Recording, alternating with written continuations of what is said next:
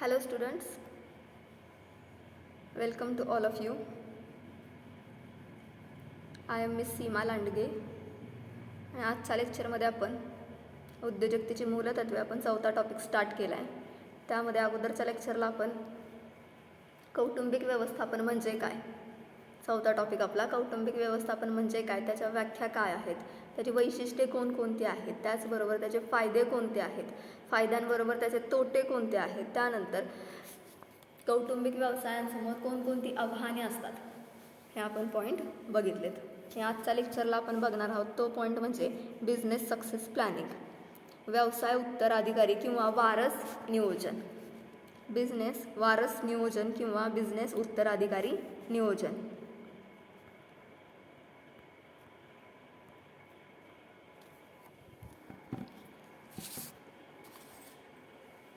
सर्वच देशांमध्ये कौटुंबिक व्यवसाय महत्त्वाचं मानलं जातं. कौटुंबिक व्यवसायाला महत्त्वाचं स्थान आहे. त्याचबरोबर परंतु कौटुंबिक व्यवसायाच्या दीर्घकालीन अस्तित्वाबद्दल जे एक विदारक वास्तव दिसून येतं ते म्हणजे कौटुंबिक व्यवसायांपैकी फक्त 30% व्यवसाय हे दुसऱ्या पिढीपर्यंत टिकतात. काय सांगितलं गेलं आहे? सर्वच देशांमध्ये कौटुंबिक व्यवसाय महत्त्वाचे आहेत, परंतु कौटुंबिक व्यवसायाच्या दीर्घकालीन जे काही अस्तित्व असेल त्याबद्दल एक डाऊट आहे. तो म्हणजे कौटुंबिक व्यवसायांपैकी फक्त जे काही एकूण कौटुंबिक व्यवसाय आहेत त्यामध्ये फक्त 30% व्यवसाय आहेत की दुसऱ्या पिढीपर्यंत ते टिकतात. ओके, आणि 10 ते 15% व्यवसाय तिसऱ्या पिढीपर्यंत टिकतात आणि 4 ते 5% व्यवसाय हे फक्त का हो सर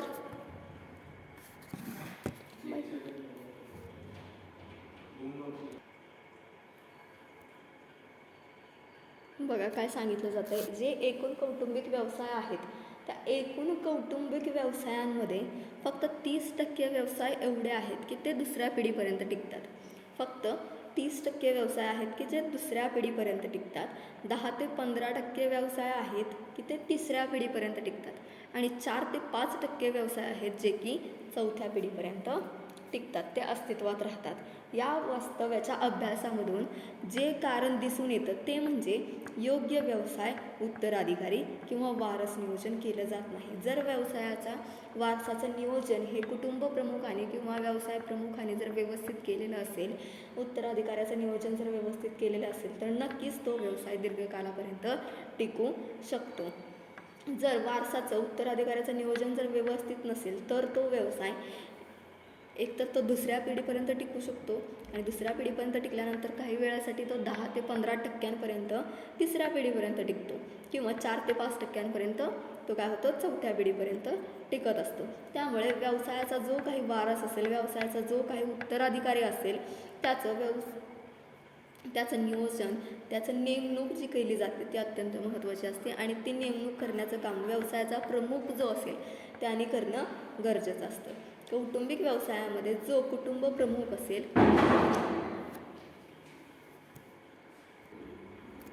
ओके, सो काय सांगितलं आहे, कुटुंब व्यवसायामध्ये जो काही कुटुंब प्रमुख असेल किंवा नेता जो असेल त्याच्यानंतर त्या व्यवसायाचं कामकाज कोण पाहणार याबाबत वेळीच निर्णय घेतला गेला नसेल तर तो व्यवसाय खंडित होण्याची शक्यता मोठ्या प्रमाणात असते. ओके, त्यासाठी कुटुंब व्यवसाय जो प्रमुख असेल त्याच्यानंतर जो कोण तो व्यवसायाचं कामकाज पाहणार असेल त्याची नियुक्ती वेळेच करणं गरजेचं असतं. त्या दृष्टीने व्यवसाय उत्तराधिकारी वारसाचं नियोजन ही संकल्पना समजून घेणं महत्त्वाचं आहे. त्या दृष्टीनं जो काही व्यवसायाचा वारस असेल ती वारसाचं नियोजन किंवा व्यवसाय उत्तराधिकारी जो असेल त्याची जी संकल्पना आहे ती समजून घेणं आपल्याला महत्त्वाचं आहे. ही संकल्पना वेगवेगळ्या नावाने ओळखली जाते. यालाच बहुपिढी नियोजन, मल्टी जनरेशनल प्लॅनिंग किंवा बदलती नियोजन, रिप्लेसमेंट प्लॅनिंग असंही म्हटलं जातं. उत्तराधिकारी नियोजन म्हणजे कौटुंबिक व्यवसायाचा जो मालक, नेता, ओनर, लीडर. ओके, काय सांगितलं, उत्तराधिकारी म्हणजे कौटुंबिक व्यवसायाचा जो काही मालक असेल, नेता असेल, त्यांचा वारस नेता असतो, त्याचा वारस निश्चिती करणं होय. त्यानंतर उत्तराधी किंवा वारस नियोजन म्हणजे अशी प्रक्रिया की ज्यामध्ये कुटुंबाच्या सदस्यांपैकी कोणत्या एका सदस्याकडे मालक नेता बनण्याची क्षमता आहे ते ओळखणे व ती विकसित करण्याचा प्रयत्न होय. लक्षात घ्या काय सांगितलं यामध्ये. उत्तराधी किंवा वारस नियोजन म्हणजे अशी प्रक्रिया की ज्यामध्ये कुटुंबाच्या सदस्यांपैकी कोणत्या एका सदस्याकडे मालक नेता बनण्याची क्षमता आहे ते ओळखणे व ती विकसित करण्याचा प्रयत्न करणे होय. उत्तराधिकारी किंवा वारस नियोजन हे मालक नेता नियुक्त करण्यासाठी नेतृत्वाची दुसरी फळी विकसित करण्याशी संबंधित असते.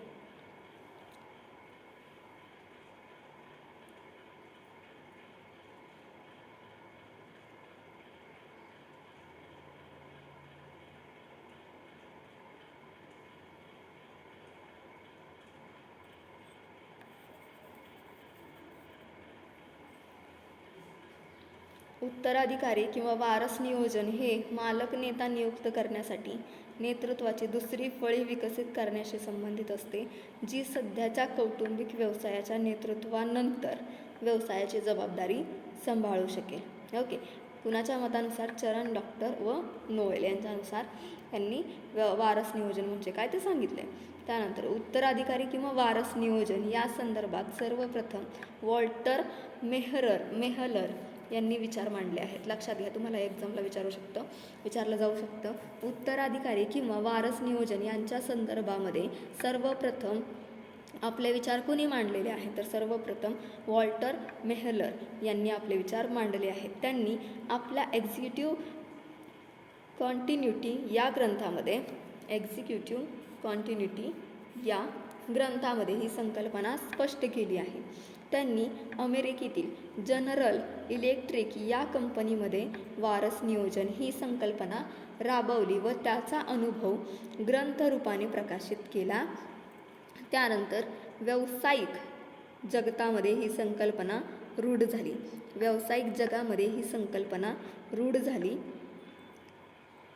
व्यवसाय उत्तराधिकारी किंवा वारस नियोजन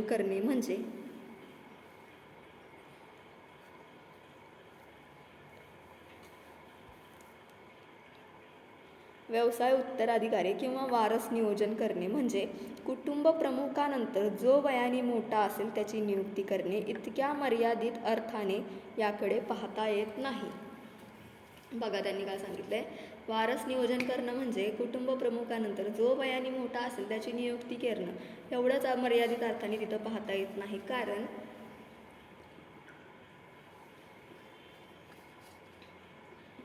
व्यवसाय चालवण्यासाठी तो टिकवून ठेवण्यासाठी तसेच त्याचा विस्तार करण्यासाठी अनेक व्यवस्थापकीय क्षमतांची कौशल्यांची आवश्यकता असते. काय सांगितलं आहे. कुटुंब प्रमुख जो असेल त्या कुटुंब प्रमुखानंतर वयाने जो मोठा असेल त्याची नियुक्ती वारसदार म्हणून किंवा उत्तराधिकारी म्हणून नेमणूक त्याची करणं हे एवढ्यापुरतं मर्यादित नसून व्यवसाय चालवण्यासाठी तो टिकवून ठेवण्यासाठी तसेच त्याचा विस्तार करण्यासाठी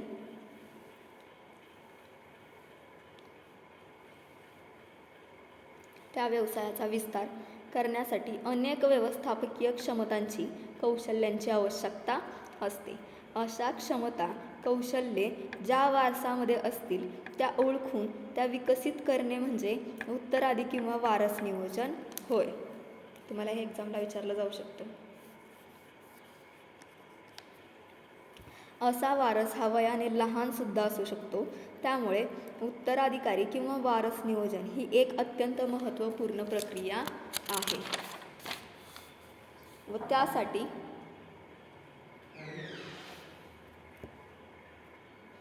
जो काही वारस हा नेमला जात असतो कुटुंब व्यवसायाला तो असा वारस जर वयाने लहान असू शकतो. त्यामुळे उत्तराधिकारी किंवा वारसाचं नियोजन जे असेल ते अत्यंत महत्त्वपूर्ण प्रक्रिया आहे व त्यासाठी शास्त्रीय पद्धतीने विचार करून अंमलबजावणी करावी लागते.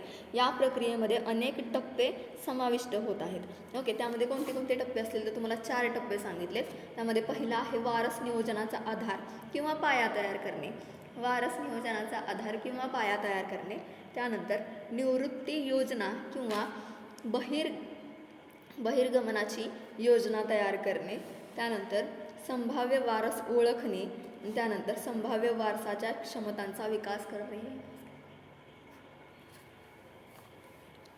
पहिला काय सांगितलं आहे टप्पा तुम्हाला, किंवा पहिली स्टेज. ओके, काय सांगितले, वारस नियोजनाचा आधार किंवा पाया तयार करणे. Okay, make a solid case for a succession planning. यामध्ये कौटुंबिक व्यवसायामध्ये उत्तराधिकारी किंवा वारस नियोजन करण्याच्या प्रक्रियेतील उत्तराधिकारी किंवा वारस नियोजन करण्याच्या प्रक्रियेतील पहिली पायरी म्हणजे वारस नियोजनाचा आधार किंवा पाया तयार करणे. पहिली पायरी म्हणजे वारस नियोजनाचा आधार किंवा पाया तयार करणे. त्याची गरज स्पष्ट होते, कारण कुटुंबातील सदस्यांचे मत तयार करणे महत्त्वाचे असते. कुटुंबातील जे सदस्य असतील, बघा काय सांगितले, वारस नियोजनाचा आधार किंवा पाया तयार करणे. यामध्ये कौटुंबिक व्यवसायामध्ये उत्तराधिकारी किंवा वारसाचं नियोजन जे असणार आहे त्या करण्याच्या प्रक्रियेतील पहिली पायरी म्हणजे वारसाचं नियोजनाचा आधार किंवा पाया तयार करणे. त्याची गरज इथं स्पष्ट होत असते, कारण कुटुंबातील सदस्यांचं मत तयार करणं महत्त्वाचं असतं. कुटुंबातील जे सदस्य असतील त्यांचं मत त्या व्यक्तीविषयी तयार करणं महत्त्वाचं असतं. त्याची गरज असते. लोक बदलास सहजासहजी तयार होत नसतात. बघा, लोक हे बदलासाठी सहजासहजी तयार होत नसतात किंवा सहजासहजी बदल स्वीकारत नसतात. त्यामुळे कुटुंब सदस्यांना वारस नियोजनाची गरज व महत्त्व पटवून द्यावं लागत असतं. कुटुंब सदस्यांना वारस नियोजनाची गरज आणि महत्त्व पटवून द्यावं लागत असतं. वारस नियोजन हे विमा योजनेप्रकारे असते. विमा योजना जी असेल त्या योजनेप्रमाणे वारसाचं नियोजन असतं. ज्याप्रमाणे भविष्यकालीन धोक्यापासून संरक्षण मिळवण्यासाठी विमा हा आवश्यक असतो, त्याप्रमाणे कौटुंबिक व्यवसायामध्ये नेतृत्व बदलाची वेळ आल्यावर ज्या अडचणी निर्माण होऊ शकतील त्यांच्यावरती मात करण्यासाठी योग्य त्या वारसाचं नियोजन करणं गरजेचं असतं. योग्य त्या वारसाची नियुक्ती करणं गरजेचं असतं. ओके, हा झाला पहिला टप्पा आपला. त्यानंतरचा दुसरा टप्पा आहे तो म्हणजे निवृत्ती योजना, बहिर्गमनाची योजना तयार करणे. यामध्ये प्रिपेअर अँड एक्झिट प्लॅन. कौटुंबिक व्यवसायाचा जो प्रमुख नेता असेल त्याच्या निधनानंतर, बघा, कौटुंबिक व्यवसाय जो असेल त्या व्यवसायाचा व्यवसाय प्रमुख जो असेल त्याच्या एक्सपायरीनंतर, त्याच्या निधनानंतर किंवा त्याच्यानंतर किंवा त्याच्याकडून काम होऊ शकणार नाही अशा स्थितीनंतर वारसाचं नियोजन तिथं करणं योग्य ठरत नाही. त्यामुळे अगोदरच वारस नियोजनाची गरज ओळखून त्याची पूर्वतयारी तिथं करावी लागत असते. ऐन वेळेला आपण वारसाचं नियोजन करत नाही, तर अगोदरच त्याचं पूर्वनियोजन विचारपूर्वक करणं गरजेचं असतं.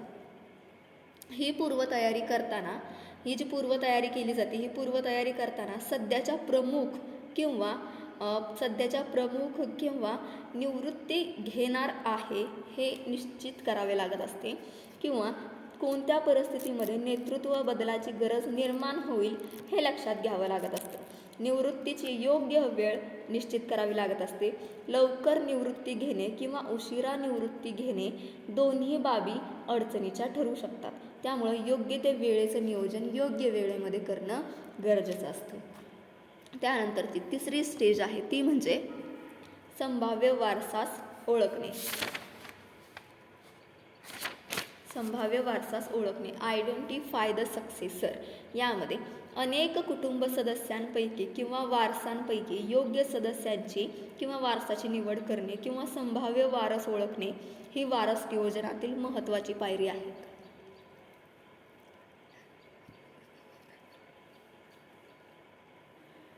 अनेक कुटुंब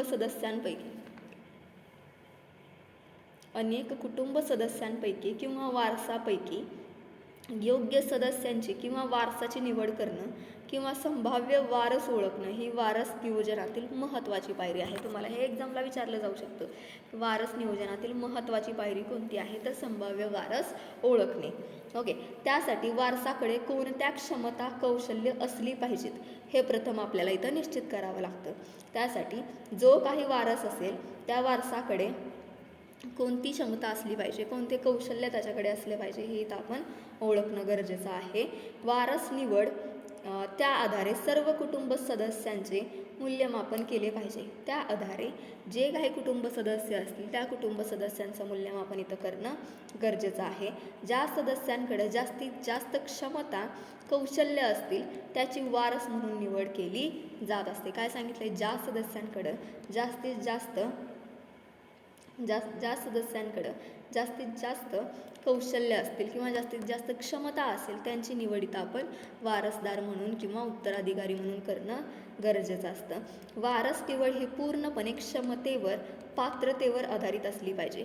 बघा, वारसाची निवड जी असणार आहे ती पूर्णपणे क्षमतेवर किंवा पात्रतेवर आधारित असली पाहिजे. त्यासाठी वय, नातेसंबंध, भावनिक जवळीक यांसारखे घटक विचारात घेतले जाऊ नयेत. यासारखे घटक इथं विचारात घेतले जाऊ नयेत. ओके, ही झाली तिसरी स्टेज आपली. त्यानंतरची चौथी स्टेज आहे ती म्हणजे संभाव्य वारसाच्या क्षमतांचा विकास करणे. Grooming and developing the successor. काय सांगितलं आहे? संभाव्य वारसाच्या क्षमतांचा विकास करणे.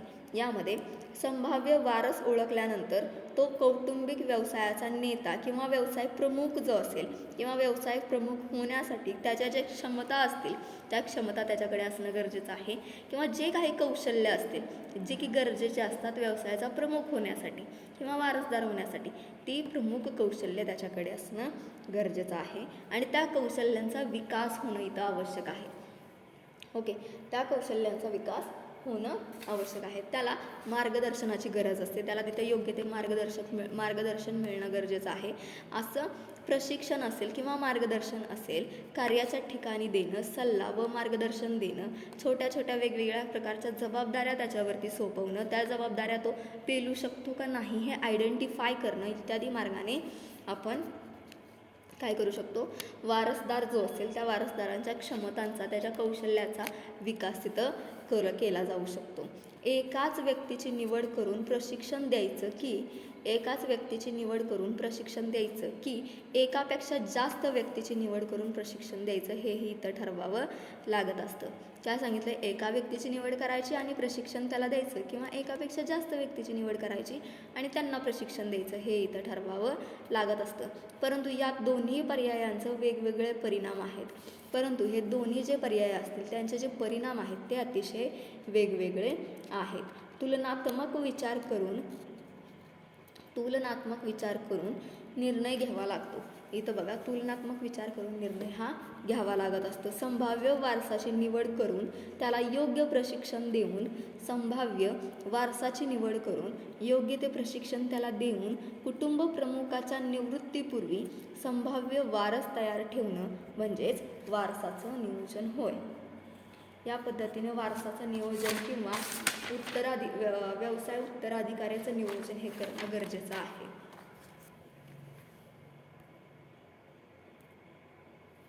ओके, सो या अगोदरच्या लेक्चरमध्ये आपण काय पाहिलं आहे? कुटुंब व्यवसाय जो आहे त्या व्यवसायासमोर कोणती आव्हाने असतात आणि कुटुंब व्यवसाय प्रमुखाला कोणती आव्हाने, चॅलेंजेस हे फेस करावे लागत असतात. त्याचबरोबर कौटुंबिक व्यवसाय आहे, फॅमिली बिझनेस आहे, त्याचे डिसॲडव्हान्टेजेस कोणकोणते आहेत याचा स्टडी आपण केला आहे.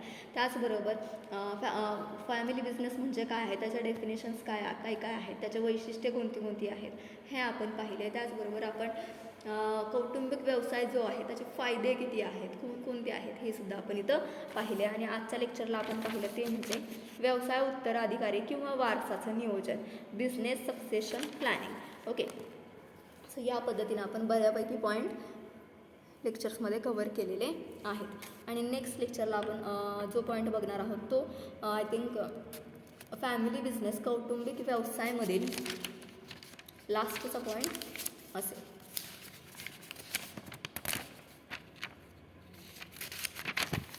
तो लास्टचा पॉईंट असणार आहे. हा जो टायटल असेल त्या पॉईंटचं कौटुंबिक व्यवसाय अधिक परिणामकारक करण्याचे मार्ग किंवा कशा पद्धतीनं आपण कौटुंबिक व्यवसाय हा जास्तीत जास्त परिणामकारक करू शकतो. Making a family business more effective. Okay, so अशा पद्धतीनं हा दुसरा पॉईंट असणार आहे जो की आपण नेक्स्ट लेक्चरला बघूयात आणि त्या लेक्चरनंतर आपला फॅमिली बिझनेस चौथा टॉपिक इथं संपलेला असेल. ओके, सो लेक्चरच्या कमेंट सेक्शनमध्ये तुमचं नाव मेन्शन करत चला. त्याचबरोबर तुम्हाला जर काही प्रॉब्लेम्स असेल, क्वेरी असेल तर तुम्ही कमेंट सेक्शनमध्ये विचारू शकता. Okay, thank you.